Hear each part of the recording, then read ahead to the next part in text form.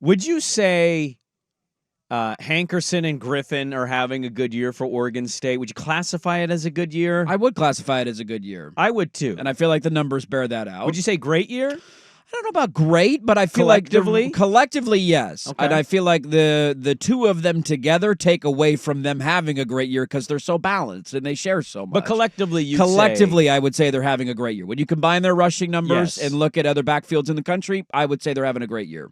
Aston Jainty has 6 more rushing yards than both of them combined and 2 more touchdowns than both of them combined. I mean, look, you can't compare him to that guy. Give me any other back in the country and they look great. I didn't set that up to crap on my own players. Right. I'm just simply pointing out I saw their stats yesterday, and I saw the collective combined rushing totals and touchdowns, and I went, man, what a great year. And then I went, wait a minute. Wait, let's look that up. And I didn't even look it up. I went, JT has more rushing yards and touchdowns than both of them. Wildly impressive. Oregon State on the year as a team is 7th in the country in rushing yards per game. Oh, they're having a great year. 7th in the country. Yes. And 2 of the teams that are ahead of them run the triple option in Army and Navy, who, by the way, are both undefeated for the first time since 1945. Boy, that's a fun fact. In the same season, they're both 4-0.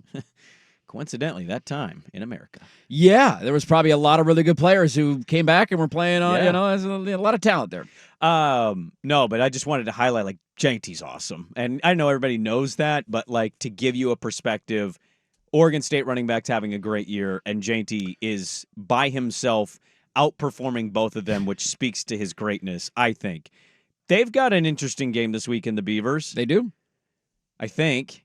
I mean, I think any of them are interesting because it's a game that you should win and you should control.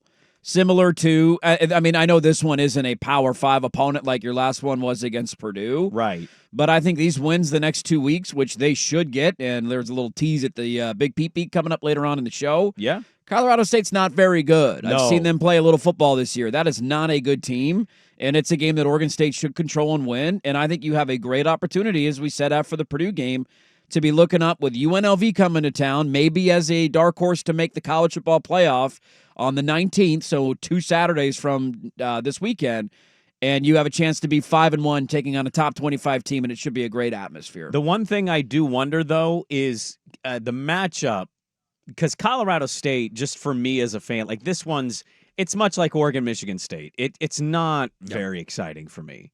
Now, that doesn't guarantee a Beaver win. Nope.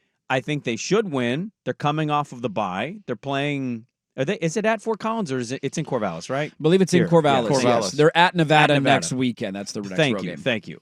But in looking at Colorado State, which isn't the most exciting matchup to say, offensively they're terrible.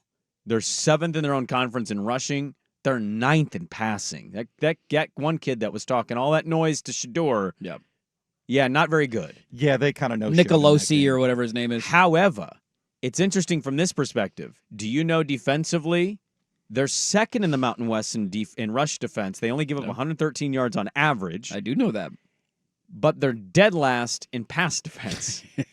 So it's like a reverse for Oregon State where it's like this could be a massive little weekend for McCoy if Oregon State, and I don't think they should have problems because if you can push Purdue around, you should be able to push Colorado State around. But if your running game is somewhat slowed or, taken down a little bit, the passing game is the opportunity here because they are so damn bad. Well, we'll see if they go to what they did late against Purdue where they do more of the fly sweeps trying to get to the perimeter. A lot of times teams that stuff the run is because they're solid in the interior defensive line and they just have either big dudes or the linebackers fill well.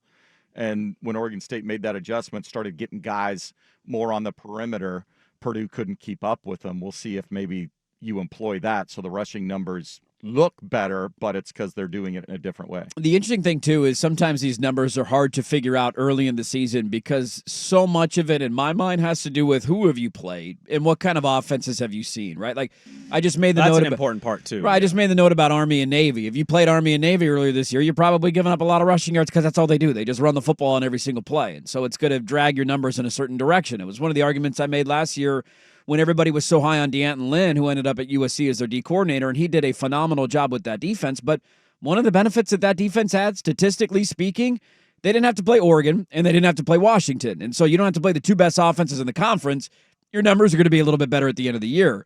They've played Colorado, who does not run the football a lick against it, although they did a little bit this weekend against Central Florida. But going into that game, Colorado couldn't run the ball at all. And then their last win was over UTEP. UTEP is averaging like 70 rushing yards a game on the season. Yeah. It's not a very explosive offense. And so I see that number being a concerning factor for Oregon State fan because you have to run the football to win. I think McCoy's getting better, but clearly that's not the strength of your offense. It is a supplemental piece of your offense, but I'm not going to look at the number and say they're great against the run. I think a lot of that has to do with their win against Northern Colorado, playing Colorado, who doesn't run the football, and then UTEP, who is a horrific rushing offense. I think that's a good point by you, and I tend to agree with most of it. I'm just saying if they do struggle to move it the way they have, I actually disagree with you. I think what I'm saying is this is a big opportunity and moment potentially for McCoy. Mm-hmm. If that running game is somewhat slowed down, this is one of those games where maybe he slings it for 260-plus yards and builds a little bit more confidence in himself. It might be the game plan coming in, honestly, of saying we feel like we can build confidence in him because of how bad they are defensively in the secondary. Well, and the other part of that is if you do end up successfully running the football, the play action is going to get them to bite, and then that will open things up down the field for hopefully like a Clemens touchdown. Yeah. It's just, I'm finding myself every week, and there's some games on the schedule. Cal is looming. Washington State's at the end. UNLV October 19th at Reeser. They could still be ranked at that point. We'll see. They look good without the Sluka kid. I'll see who they have the next. See who they play in the short term. They've got Boise, I think, in late November. So they shouldn't have a loss there. So after Nevada, they've got. Hold on, I got it right here. It's okay. It's UNLV after Nevada, and then you're Syracuse at Cal. this weekend. I'm talking about UNLV leading into that Oregon State game to still be ranked going into that matchup. Yeah, Syracuse goes to UNLV, right? They do this Friday, and then they go on the road to Utah State. Those are their next two games. My point is, and I know you've done this as a Duck fan, there are just games on these schedules in college football that if your team is good or great, depending in that, wherever that swings, there's these games that just, it's hard to get excited for them. Yep. And so I'm mainly like diving in. And I'm like, oh, Colorado State. I had a buddy of mine that went to Oregon State. He's like, dude, I know Twitter makes it feel like the reverse, but this schedule, some of these teams, just not very exciting. And I said, yeah, I tend to agree with that. Nevada, Colorado State doesn't really get me that excited. No, and I think it's the one thing that is the pro argument for what they've done in terms of not merging with the Mountain West, and I know Colorado State is a part of that, but it is that you don't want to have to play the bottom half of that conference because those games do nothing for you as a fan. And any conference is always going to have a bottom half, of course, no matter what. There's a Vanderbilt in every conference, and nobody wants to play it because you don't get excited for it, and it's essentially a home game even when you go on the road.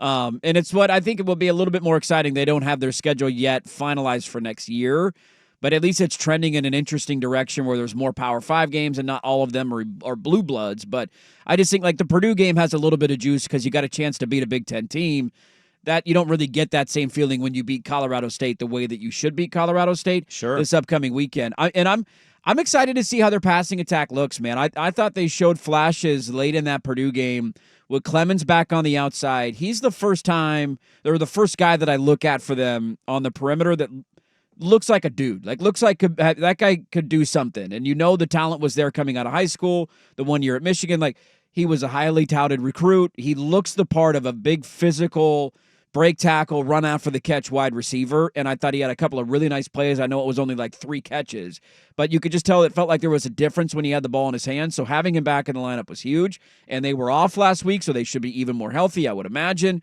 and so I think there's excitement to see what kind of dynamic and wrinkle can you add to that, because I've said this all year. If there's one unit that's going to get better as the season goes on, it's Oregon State's passing attack, just because they started limited, new quarterback, not having a full complement of wide receivers. Now they're getting closer to 100%.